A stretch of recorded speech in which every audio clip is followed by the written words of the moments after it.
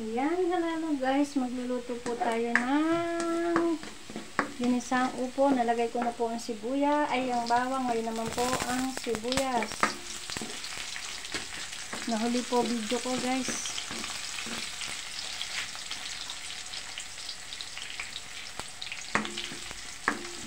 Yan, okay na po yan. Nilagay na po natin ang kamatis.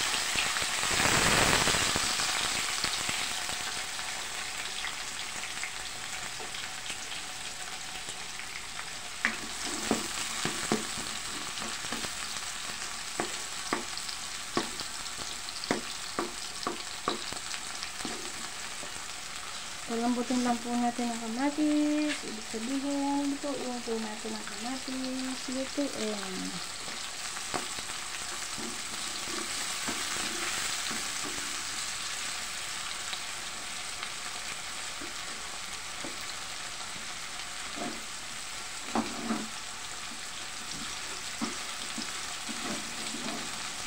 Habang inaantay po natin maluto, tulungan na po natin, pisain po natin.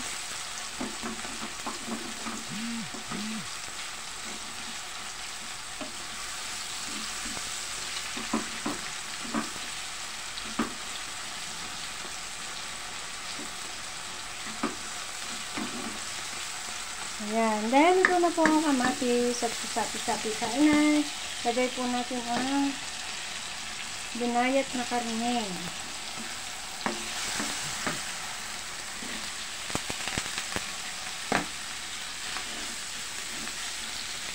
Masarap to guys kasi ito pa yung lechon.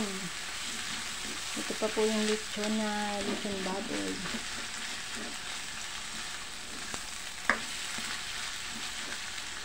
Ayan, haba po natin yan. Piniprito-prito konti. Ilagayan na po natin ang paminta. Lagyan na po natin ang aji. Sa 2-3 patak. Halos wala naman pong pumatak guys. Ayan, haluin natin.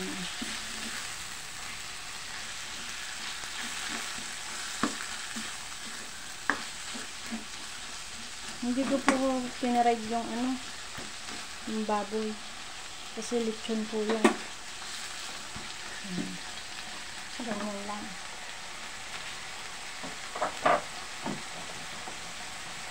Tapos lagyan po natin ng konting patis.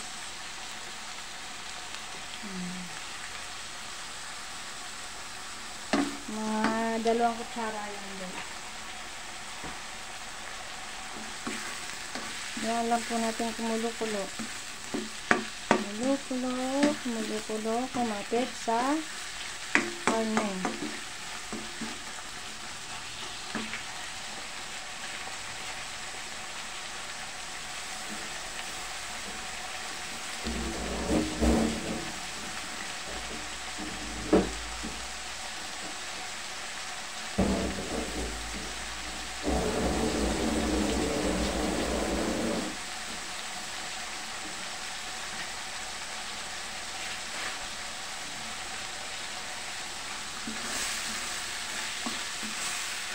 Hindi ko po na-video yung paggagayat guys. Kasi tanghali na. Tanghali na tayo. Kaya nawala sa isip ko. Dapat dito na din siya i-video kasi meron na ako nito eh. Meron na akong luto nito. Kaya lang po, ang kaiba lang po dito guys, meron tayo i-add.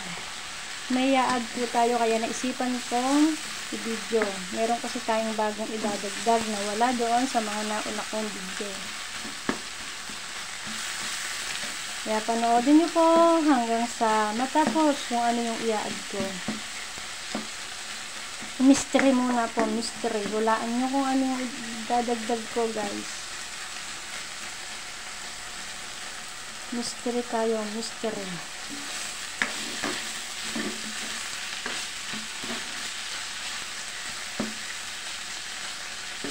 Hindi ko na po siya pinaluto. Total, karne naman po yan. Wala pong taba.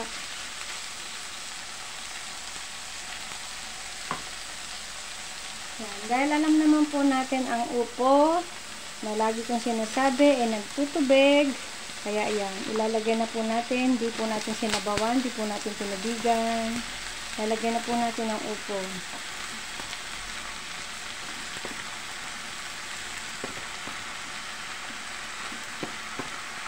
Ang dami guys. Ang dami upo.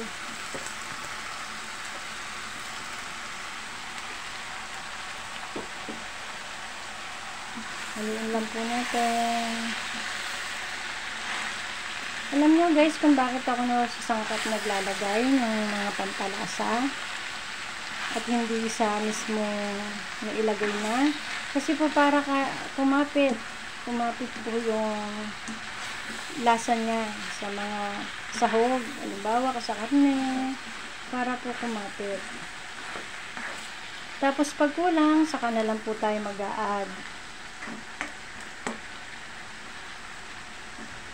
Yan, takpan muna natin para mabilis siyang maluto. Yan, silipin na natin. Kita nyo guys, nagtutupid po kasi ang upo. Haluin na po natin. Nagtutubig kasi ang upo guys, kaya hindi na natin pang lagyan ng tubig. Pero pag gusto niyo pong may sabaw, lalo na't po't may mga chikiting kayo, may mga anak kayo, para magkasya po ang ulam, lalo na kung anak kayo napakadami po, ay kailangan po lagyan ng sabaw. Didiskartehan niyo na po yan. Kasi minsan sa bata, kasi mas gusto ng bata ang sabaw. Kasi ako nga, hindi na ako bata, gusto ko sabaw eh. Diba? Sarap kasing mahinihigop-higop. Hindi ko po siya isinasabaw guys. Hinihigop. Hinihigop po siya. Yung bawat isang subo, hihigop. Sarap. Tapos lalagyan ko lang ng konting sili o sili. Lalagyan ko sili. Ang sarap po ng kain. Talaga namang tulo ang pawis guys. Try nyo. Yung sa iba gusto sili, patis, kalamansi. Ako hindi na po ako magpapatis. Ang gusto ko po, sili lang. Lalagay ko sa mismo sabaw. Tikman na natin, guys. Kung ano nang lasa nitong aking niluluto. At malapit na siyang mahango. Naluluto na po.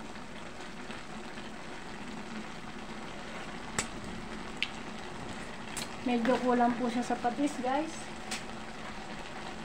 This time po ilalagay natin asin na para magkaroon siya ng combination. Asin po ilalagay natin. Nanginginig na ang kamay, ibig sabihin nagugutom na guys.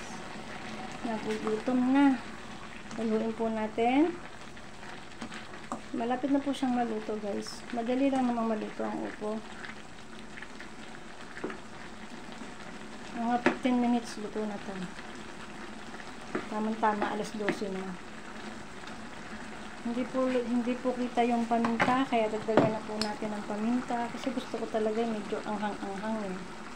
Kung pwede nga lang maglagay ako ng sili, lalagyan ko. Kaso hindi po mahilig sa sili si nanay. Yan, ito na po yung sinasabi ko guys. Ito na po yung ating pinali. Ang ating mystery na ilalagay. Ayan. Dinurog-durog po ng maiging-maigay. Pinino. Ayan. Tapos yan. Chicharon baboy, guys. Chicharon baboy. Kaya kung wala po kayong mailalagay na sangkap na karne, pwede po yan, guys. Chicharon baboy. Pero itong niluto ko po may karne. Pinalagay lang po ni nanay. Kaya ibinidyo ko kasi may nadagdag na iba. Ayan guys, gaya nga nasabi ko kung gusto niyo po dagdagan ng sabaw, ay nasa inyo na po yun ha. Kaya konting asin lang nilagay ko kasi nga gawa ng pinali. Yung ating mystery chicharon baboy. O diba, nakaluto na tayo. Dalawa na naluto ko guys. Mamaya makikita nyo.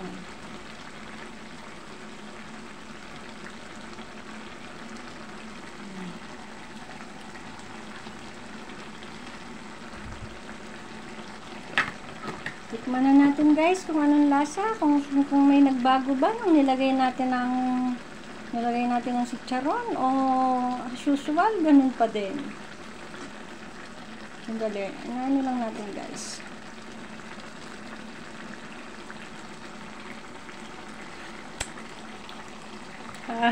Lumasa na po yung chicharon guys.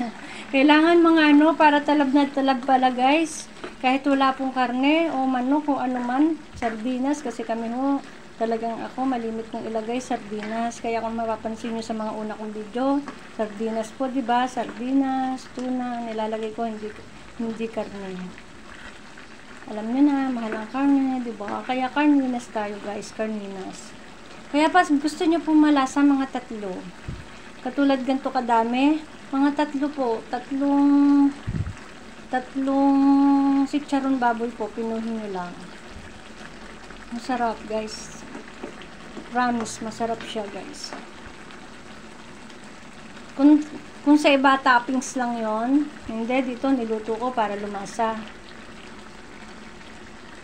Yan guys, luto na po ang ating ginisang upo with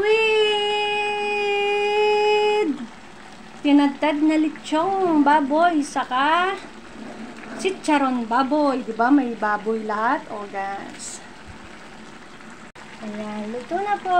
Thank you for watching guys. Ingat kayo lagi. God bless. Love you all. Ayan, sa lahat po ng mga walang sawang nanonood, gaya po ng paulit-ulit pong sinasabi, maraming salamat sa mga kapwa ko vloggers, YouTubers, subscribers, viewers, organics, members, at mga friends. Thank you so much. Hanggang dito na lang po ang aking pagluluto. Natatapos na tayo at ako ay gutom na. Alas 12 pasado na. Kaya bye-bye. Love you guys. Ingat lagi. God bless.